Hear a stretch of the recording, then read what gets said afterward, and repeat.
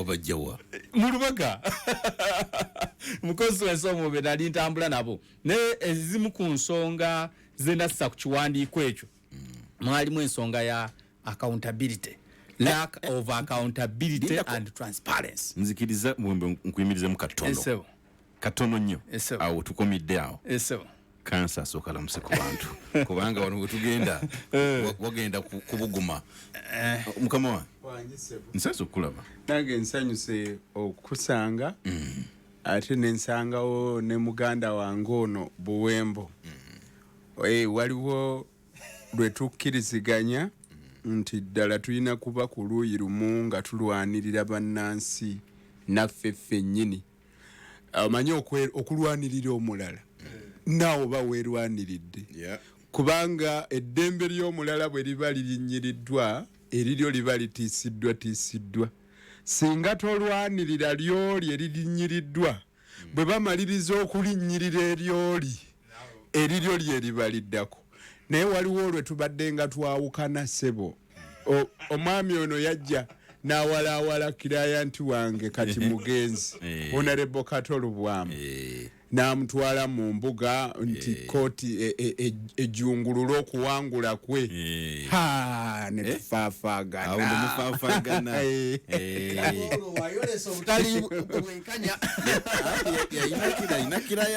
engeri gye yankuenkuuli n'anvuga ekisanja ne kiggwako omusango gw'ebyokulonda ebya 2016 negugenda mu 2021 waŋŋamba bw'ojja ngano waŋŋamba nti omusajja nawaaba naye omusajja akyafuga ono yabirimu nalukoola ono era nalukoola ono mulinako ensonga nnene nnyo kooti nempa n'awards ebisale bye nassaamu sente ze nassaamu n'embiri nga akawumbi nalukoola n'akekiikamu nasalawo application kaakati ebyo byonna omugenzi yatuuse okufa nga application tebagifixinga ebyo byonna tubimalira wano lutalo oyo yeryamu olukwe etteeka lyagamba nti nno atamatidde nakuwangula kwa memba wa parliament awaabe mu nnaku 30 okuva leero baba atadde ebyava mu kulonda mu gazeeti ono ye mu kooti yagendayo nga wayise emyezi 7 musajja wange ye ono yalwayo kati najabuzaabuza kooti awo kooti nega tukugguliddewo tugamba bannaye obuyinza obuggulawo bwamala n'okayingiramu kati sebo nalukoola twagala kawumbi kafe teyalwawaabira nze gwe yawawaabira yafa dda nalukoola yatwaliriza omusango mpaka naye omusajja n'ava ne mugula sifunye wadde siringi 10 ate lwakuba kyova olaba tuyingira studio wano walabyeko kenywa aziyekana lukoola kyazirina era kakati engeri omusajja gyeyagenda ndoza kati bigwedde dabako ono abaleeti buli kaseera olaba yagendayo ewa NUP okulonda kuwedde kati omuntu ng'ono yalina okusooka adduke mangu abagambe nange bannange munkwatireyo ekifi naye yalaba bwe yajja azereti kale ampuliza tuli ffenna bwetyo bwe tuli leero mwami Buwembo waliwo omukadde wange mwami Katabira Yusuf munalubaga naye kansala mulamba atuula ku kikulu kiiko eyo agambye akwaniriza nnyo ate musajja nnyo wa Nalukoola agambye Nalukoola mwami Katabira ayina enkoko yo akadde konna agikutuusaako naye ndoza aŋŋaye nti bwenkusookayo nze njojoota neyanziza sebo oneyanzirizaako tweyanziza nnyo sebo ate nange bw'ononsookera kyekimwawo kakati tukomyewo mwami Buwembo tutandike ndowooza ku because ezimu ku nsonga z'oŋŋambye oba z'ogana batuulize ezewaviirako okuva mu kibiina kya FDC ndaba nga zezimu ku zimanifestating right now oyinza okuba olina bye walaba oba olira ebirabiddwa leero mbadde sawutandikirawo bwe nassa bwino ku lupapula kuzimu ku nsonga ze nassaamu a lack of accountability and transparency mu bakulembeze abamu abalowooza nti maybe ekibiina kyabwe oba bakirinako stake nene okusinga abalala. Buwembo Habibu nali National Secretary for Labour ekinfuula NEC member. National Secretary for Labour. Omulimu guguba kyawo. Nze nkola ku nsonga z'abakozi bonna, in fact Labour and Pensions. Obanga minister wa Labour abali Kasimo. Gobanga minister wa Labour. Yes. Mukadinga bwe tuli mu government bino. Yes. Era kyali kinfuula member ku National Executive Committee NEC.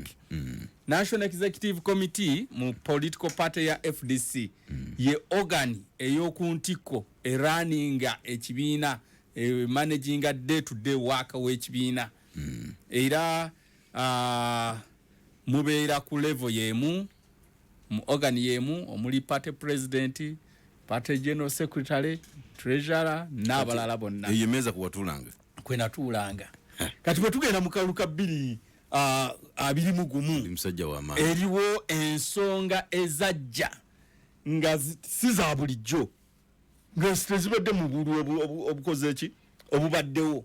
For example, ensonga esooka bwe muba mugenda mu generation yonna nga mulina presidential candidate musetinga kye bayita campaign bureau. Twasetinga campaign bureau nga ogani ya NEC ngekulemberwa chairman wa Swabirigwa.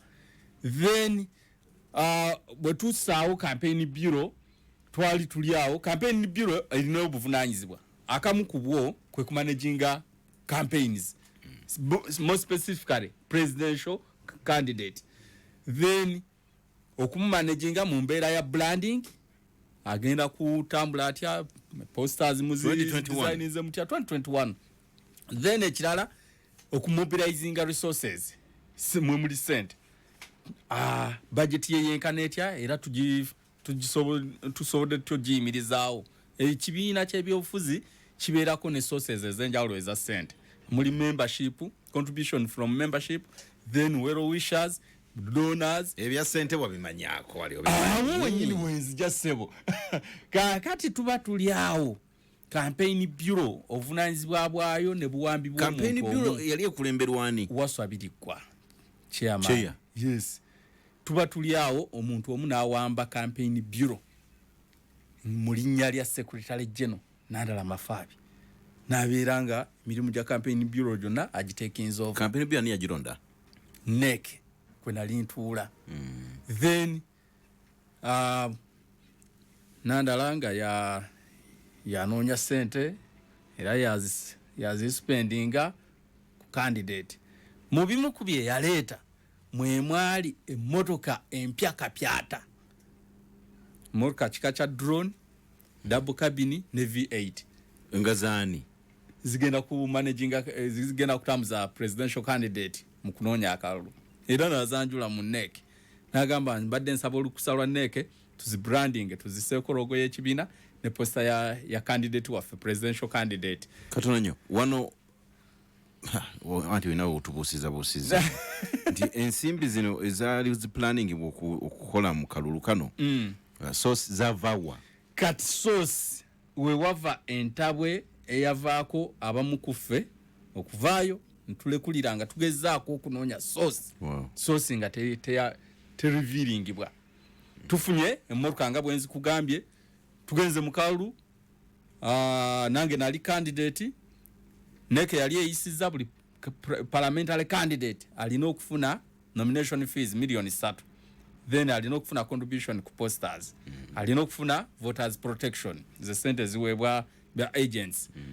Kati sente ezo zirina kuyita mu treasury y'ekibiina era bw'oba ozifuna nga candidate osigninga na treasury ya kibiina. Kati in that case of 2021 sente twazifuniranga wa muntu. Wow.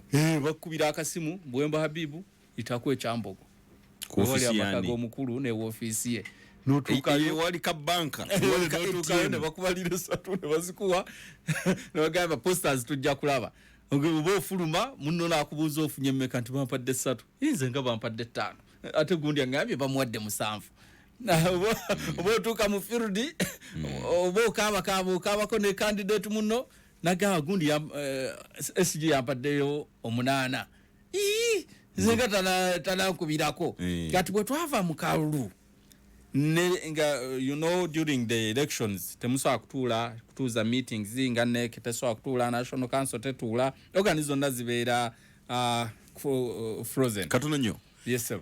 Entambula ziri zanjibwa asaba olukusa lwa NEC zisobola okubranding kati abannyonnyola nti zivudde wa awona yali excitement tutwafaayo nnyo kubuuza zivudde wa because wali waweereddwawo olukusa okumobilizing resources ku buli member yenna alina source kwasobola okujja ki resources ezinaborrowing akalulu okutambula obulungi tatuvudde mu kalulu tukomyewo mu normal time kati tutandise okubuuza ebibuuzo nti sente motoka ani yatuyamba n'atuwaayo ku motoka ampuza wano tugenda wawooma kansooke nkomako katono omanyi kye weetaaga olwaleero ye ona kati agira mu flavors 3 omuli ey'emiyembe apples grapes wamu ne berries ate ng'ali mu sizes 2 mu cupa ye milliliters 3 wamu ne cupa ya milliliters 5 kati waliwo ona eri buli muntu yenna weefunire ka ona kati ku dduuka lyonna erikuli okumpi.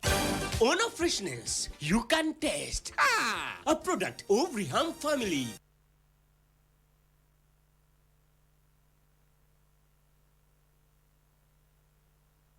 Omuwanguzi w'amakaga kyasinze okubaga omulembe ku kyalo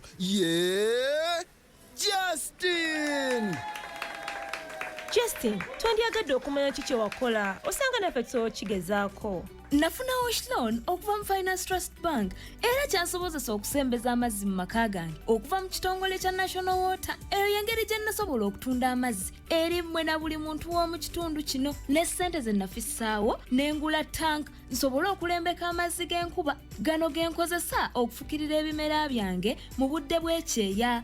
Kati nsobolera ddala okuliisa ab'omu nju yange n'ensasula ebisale by'abaana bange eby'essomero mu budde n'okusasula looni ya bank mu bitundu ebitonotono kyangu bwe kityo. Weefunye Trust Water and Sanitation Loan okuva mu Finance Trust Bank olwaleero okyuse obulamu bwo. Finance Trust Bank erungamizibwa banka enkulu ya Uganda. Ssente z'abakasitoma zikumibwa ekitongole ki Deposit Protection Fund of Uganda okutuukira ddala ku bukadde 10. Buli lunaku buli ssaawa Pale FM ekutambuliza kumu n'okumanya. Goberera ebigenda mu maaso mu nsi yonna okula ly'omuntu wa bulijjo. Kubanga balowooza nti balina ssente ezisobola okukola ki okusirisa abantu batulugunyizibwe. Olwaleero abantu batulugunyizibwa ku musolo gwa property rate bagamba gwa bagagga.